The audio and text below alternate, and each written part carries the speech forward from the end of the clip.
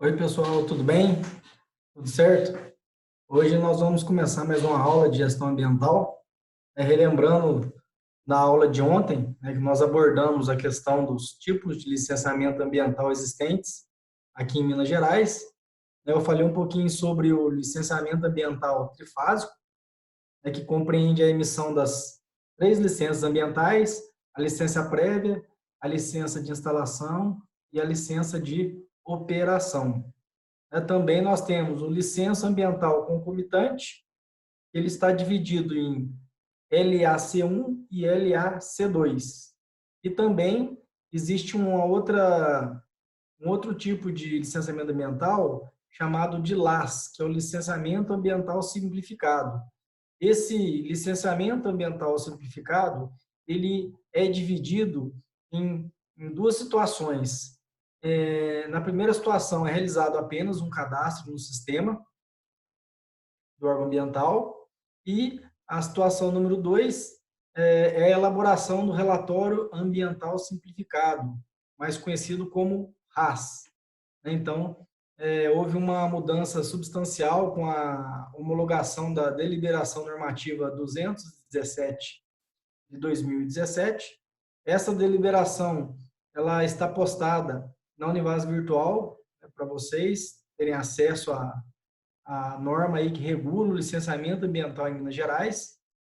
E eu vou falar para vocês hoje, um pouquinho das considerações, A gente vai fazer algumas simulações de como fazer enquadramento, falar um pouquinho do critério locacional, ok? Espero que vocês aproveitem a aula de hoje.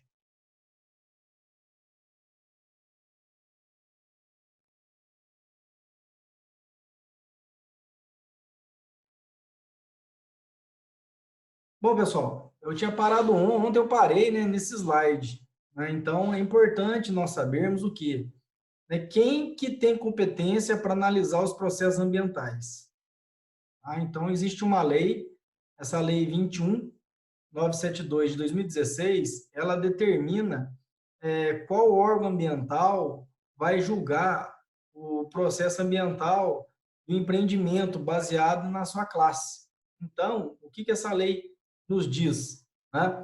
O COPAN, que é o Conselho de Política de Meio Ambiente, junto com as suas câmaras técnicas especializadas, eles têm condição, e o dever de analisar os processos dos empreendimentos, basicamente classe 5 e 6, e também dos empreendimentos que apresentam classe 4, porém com um porte grande, ou seja, G, certo?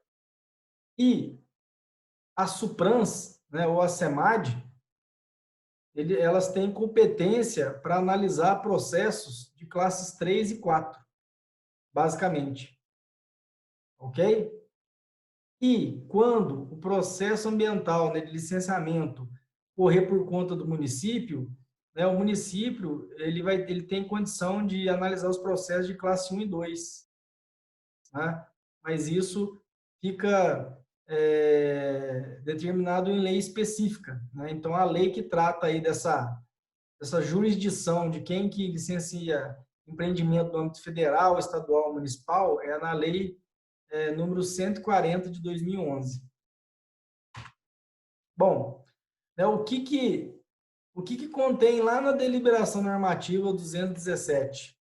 Basicamente, a tipologia das atividades dos empreendimentos. Para que isso? Para que o empreendimento ele seja codificado. Então, cada empreendimento, cada CNPJ, vamos dizer assim, vai ter um código dentro da sua listagem. Então, lá na DN, existem as listagens A, B, C, D, E, F, G. Então, para cada listagem, um tipo de atividade ou indústria. Para que isso? Para, no final, o empreendimento ele ser classificado em algum tipo de classe. Daqui a pouco eu vou apresentar um exemplo mais prático para vocês. E o que teve de alteração, de situações positivas, de pontos positivos com a homologação da DN 217? Então, foi feita uma avaliação, uma revisão de todas as listagens de atividades, né, e foram tomadas algumas medidas. Então, de todos os códigos existentes, né, 41 códigos foram mantidos sem alterações, né, então não teve mudança nenhuma. 69 foram excluídos da relação. 63, eles foram unificados. 41 foram atribuídos novos códigos. Tá? E 152, olha que interessante, os códigos eles foram alterados, né, em relação à sua redação e o potencial poluidor degradador ou o critério de porte. Então, teve uma remodelação bem substancial na tipologia das atividades. Bom, como que funcionava antes, né? Qual que era a norma que imperava aqui em Minas Gerais em questão de licenciamento? Era a famosa DN 74 de 2004. Como que funcionava essa norma? Basicamente, você, né, fazendo a relação do potencial poluidor da atividade e o porte do empreendimento, já saía a classe do empreendimento de uma maneira direta. Ou seja, era mais simples, certo? Onde empreendimentos de classe 1 e 2, eles se enquadravam na famosa AAF, que é a Autorização Ambiental de Funcionamento. E os empreendimentos de classes de 3 a 6 enquadravam-se no licenciamento ambiental normal. Tá? Só que, com a entrada da nova DN 217, ela revogou a DN 74, ou seja, a DN 74 ela deixou de existir. E qual foi a grande, né, o grande avanço dessa nova DN? É que agora, com essa nova DN, não é simplesmente, né, a relação do potencial poluidor com o porte do empreendimento. Entrou mais um fator para, como diz, para ajudar a identificar qual o licenciamento ambiental que o empreendimento vai, né, vai ser obrigado a se submeter, e através do critério locacional, que foi esse fator que foi acrescentado aí para o enquadramento do empreendimento em função de qual licenciamento ambiental que ele vai ser enquadrado, ok? E também teve uma mudança nos portes, né? Se a gente avaliar o quadro de cima da DN antiga e avaliar o quadro, né, logo abaixo da DN 217, nós vamos notar algumas diferenças em função da quantificação do porte. Então, né, nessa matriz de enquadramento, o que a gente pode notar? Né? Na parte superior, nós temos 6 classes de empreendimentos relacionados ao porte, né, e o potencial poluidor. E do nosso lado esquerdo, onde está marcado aqui de vermelho, né, circular de vermelho, nós temos o critério locacional. Ele varia de 0, 1 ou 2. Então, antigamente era só achar a classe. Agora não. Agora, primeiro, determina-se a classe do empreendimento e logo após, determina-se o critério locacional do empreendimento. Qual a interferência que esse empreendimento ele vai ter no meio ambiente, né? Se ele vai ser construído próximo de uma bacia hidrográfica, se ele vai ser construído numa área de preservação permanente, ou também se ele está próximo de uma unidade de conservação, você vai ter supressão de vegetação, né, para a construção do empreendimento. Então, em função de alguns critérios, que eu vou mostrar daqui a pouco, tem uma tabela, o empreendimento vai receber o critério locacional, né, vai ser atribuído uma nota do empreendimento. Aí, o que vai acontecer? Precisa, né, relacionar essa classe do empreendimento com o critério locacional. Aí é possível saber se o empreendimento ele vai ser obrigado a passar por um licenciamento ambiental trifásico, que é o LAT, ou um licenciamento ambiental concomitante, que pode ser o LAC1 ou LAC2, ou também se ele vai se enquadrar no licenciamento ambiental simplificado, que pode ser, né, um cadastro ou um relatório ambiental simplificado, que é o RAS. Ok? Bom, então só uma recapitulação, né? O licenciamento ambiental trifásico, ele ocorre mediante, né, licença prévia, primeiramente, a licença de instalação, né, logo após, e depois a licença de operação. Já, né, o segundo modelo de licenciamento ambiental, que é o concomitante, que é o LAC, né, que pode ser um ou dois, existem três modalidades. A primeira, pode ser obtida as três licenças de maneira concomitante. O segundo, pode ser obtida a licença prévia, a licença de instalação concomitante e depois solicitada a licença de operação. E o terceiro tipo, pode ser emitida a licença prévia e depois solicitada o estudo conjunto já da licença de instalação com a licença de operação. Então, tem essas variações, tá, no licenciamento ambiental concomitante. E a terceira modalidade de licenciamento ambiental é o licenciamento ambiental simplificado, né, que pode variar do cadastro ou até mesmo de um relatório ambiental simplificado. Bom, né, quando eu falei do critério locacional, né, para descobrir, né, para saber e identificar qual vai ser o nível do critério locacional, né, precisa ter acesso ao IDS-SEMA. Então, o que é o IDE? É Infraestrutura de Dados Espaciais. Então, tem uma deliberação normativa, né, ela trata somente desse IDE, que está dentro do artigo 6, né, e o artigo 25 da DN 217. E esse sistema, ele é público, todos, né, qualquer pessoa pode acessar o sistema. Ok? Então, tem um endereço aqui embaixo, né, para o pessoal, quem tiver interesse, né, entrar no sistema, ele é online.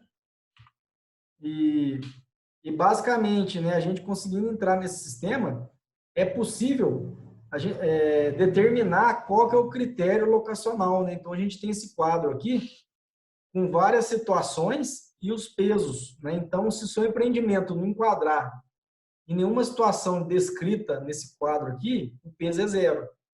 Porém, se ele se enquadrar em alguma dessas situações, pode ser peso 1 ou peso 2. Né? Então, só um exemplo. O seu empreendimento, quando você entrar lá no IDS-SEMA, é você selecionar o seu empreendimento, né? Fazer a marcação do seu empreendimento.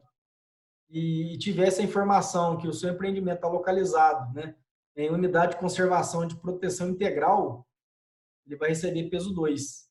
Tá? Se porventura surgiu a informação que ele vai haver supressão de vegetação nativa, exceto de árvores isoladas, peso 1. Então vai depender de aonde seu empreendimento vai estar localizado. Tá?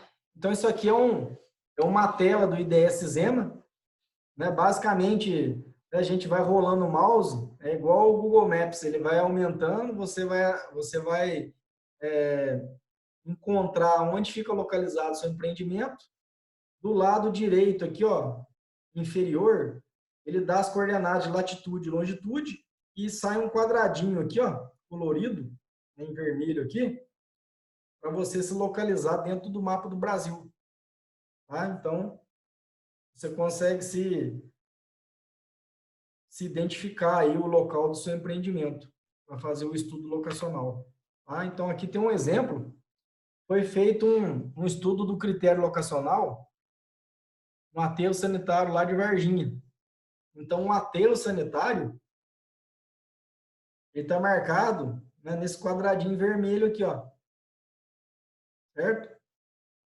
E foi marcado algumas áreas de influência, né? Essa aqui está marcada de verde, né, com esses pontinhos, essa área amarela. Então, aí, nós temos que olhar na legenda e verificar, né, o que significa cada parte dessa. Né? Então, essa parte amarela é a unidade de conservação de proteção integral. Ok? E essa parte verde com esses pontinhos é uma zona de amortecimento. Então, nós temos que pegar e verificar se esse aterro sanitário aqui, ele atinge, né, se a zona de influência do aterro ela atinge esses pontos, porque se atingir, nós temos que consultar lá na tabela do critério locacional, verificar qual que é o peso, né? E se atingir os dois, qual que a gente escolhe? O peso maior, tá? Então, precisa ter esse estudo prévio para saber se a área de influência desse aterro, né, ele faz fronteira com esses critérios locacionais. Se fizer, então tem critério sim, ok? Então agora, né, eu vou explicar para vocês como que um exemplo de enquadramento. Então, foi escolhido o código B02011, né? O que trata esse código? É uma atividade de siderurgia e elaboração de produtos siderúrgicos, com redução de minérios, inclusive produção de ferro-gusa. Então, isso já está tabelado. Então, se o seu empreendimento, né, ele se enquadrar nesse código, o potencial poluidor degradador, né, geral, ele é G. E outro ponto importantíssimo, para você saber o porte do empreendimento, é preciso saber a capacidade instalada, ou seja, qual é a capacidade instalada de produção. Nesse caso do exemplo, foi fornecido 200 toneladas por dia. Então, 200 toneladas por dia é classificado como um porte médio, ou seja, M. Então, o que a gente faz? Nós pegamos a letra G do potencial poluidor, que está aqui em cima, ó, PMG, né? E nós relacionamos com a capacidade instalada, que é o porte da empresa, que é M. Então, se eu pegar o porte da empresa M com o potencial poluidor G, eu caio na classe 5. Então, meu empreendimento, ele é classe 5. Né? Então, se eu fosse enquadrar ele na lei antiga, já estava enquadrado. Classe 5. Mas só que ainda eu não sei qual que é o processo, qual a modalidade de licenciamento que ele vai ser necessário realizar. Então, na DN 217, agora eu preciso usar o critério locacional. Então, como eu já sei que, né, a classe do meu empreendimento é 5, né, eu já sei a minha coluna aqui qual que é. Então, no critério locacional, fazendo o estudo do local do empreendimento, foi detectada a supressão de vegetação nativa, exceto árvores isoladas. Isso tem peso 1 no critério locacional. Então, se eu pegar a classe do empreendimento 5 e no critério locacional 1, eu vou ter uma modalidade de licenciamento LAC2, está circulado de vermelho. Então, nessa modalidade, né, pode ser realizado em uma única fase das etapas de licença prévia e instalação, com uma análise posterior da LO, tá? Ou analisar a licença prévia, né, e depois, de maneira concomitante, a licença de instalação e a licença de operação. Então, tem essas duas possibilidades. Bom, outro ponto importante a destacar é a questão da validade das licenças. No licenciamento prévio, a licença ela tem uma validade de 5 anos. Na licença de instalação, a validade desta licença são de 6 anos. E na licença de operação, a validade é de 10 anos. Sempre lembrando que 120 dias antes do vencimento da licença, é necessário solicitar a sua renovação ao órgão ambiental. Bom, pessoal, e para finalizar, todo o processo de licenciamento ambiental, ele é realizado via sistema, joia? E o endereço, ele está logo abaixo, ok? Então, eu agradeço a presença, né, a audiência de vocês e até a próxima. Joia? Obrigado, até mais.